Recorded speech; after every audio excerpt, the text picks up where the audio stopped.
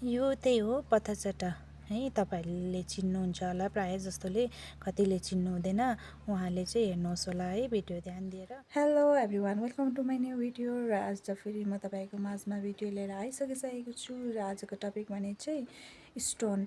अब किडनी स्टोनमा चाहिँ के खानुपर्छ, केले चाहिँ किडनी स्टोन जान्छ भन्ने सम्बन्धित जानकारी लिएर आइसकिसकेको छु है। अहिले चाहिँ प्रायः जस्तोलाई स्टोन मात्रै हुन्छ र सबैले अब दबाई खाइरहेको हुन्छ है, र पनि स्टोन गएको हुँदैन। त्यसै कारणले गर्दाखेरि चाहिँ मैले भिडियो लिएर आइसकिसकेको छु र के खानुपर्छ र केले जान्छ भन्ने क्रममा मैले भिडियो लिएर आइसकिसकेको छु। सो मेरो भिडियो एन्डसम्म हेरिदिनुहोस् होला है। यो त्यही हो पत्थरचट्टा है। तपाईँहरूले चिन्नुहुन्छ होला, प्रायः जस्तोले, कतिले चिन्नु हुँदैन। उहाँले चाहिँ हेर्नुहोस् होला है भिडियो ध्यान दिएर। यो त्यही हो पत्थरचट्टा। यो खाएपछि चाहिँ स्टोन 100% भन्दा पनि हुन्छ, स्टोन हुँदैन। स्टोन भएको छ भने पनि है, यो खाएपछि चाहिँ स्टोन चाहिँ फुटेर निस्किँदो रहेछ, युरिन मार्फत है। यो चाहिँ फुटेर निस्किन्छ र यो खानु मेन अब फाइदा छ है। यो खानु चाहिँ तपाईँहरूले अब दबाईहरू खानु हुँदैछ भने है, दबाई भन्दा पनि मेन चाहिँ यो खानुहोस्। बिहान बेलुका यो खानुहोस् त, 2-3टा पत्ता खानुहोस् त, खट्टा हुन्छ। तर अब यसले चाहिँ स्टोन चाहिँ 100% निकाल्छ। यस्तो बोटहरू हेर्नुहोस् न, पुरा छ मेरोमा चाहिँ हो, परतिर पनि छ। र जसलाई अब नजिकमा हुनेहरूले चाहिँ जसलाई चाहिन्छ भन्नुहोस् होला, तपाईँहरूलाई पनि दिनेछु है।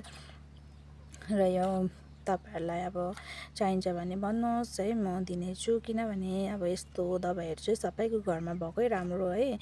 अनि हामीलाई चाहिँदा तपाईँहरूले पनि दिनुहुन्छ नि त, सबैकोमा छ भने चाहिँ। त्यसरी नै मेरोमा चाहिँ पुरा छ हो, कसलाई चाहिन्छ तपाईँहरूले भन्नुहोस् होला। अनि यो चाहिँ अब त्यसै देखाएको भन्नुहुन्छ होला है, होइन। यो चाहिँ हामीले खाएर अब अपनाएको कुरो हो नि त। यो चाहिँ खाएर हामीले हाम्रोमा अब स्टोन गएकोले गर्दाखेरि चाहिँ तपाईँहरूलाई पनि यो जानकारी दिइरहेको। हेर्न सक्नुहुनेछ। यस्तो फेरि थुप्रै बोटहरू हुन्छ है। तपाईँहरूले जुनसुकै चाहिँ नखानुहोस् होला, यस्तो थुप्रै हुन्छ। यस्तै खालको अब अर्को प्लान्ट पनि हुन्छ है, त्यो चाहिँ खानु हुँदैन है। यो हो मेन पत्थरचट्टा चाहिँ, यो चाहिँ खानुपर्छ है। स्टोन तपाईँहरूको स्टोन जान्छ है। अब दबाईहरू खाइबस्नु पर्दैन तपाईँहरूले है।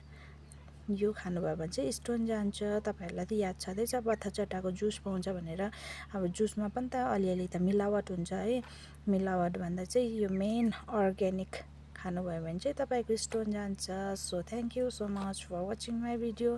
राम्रो लाग्यो भने चाहिँ तपाईँहरूले कमेन्ट गर्नुहोस् होला है।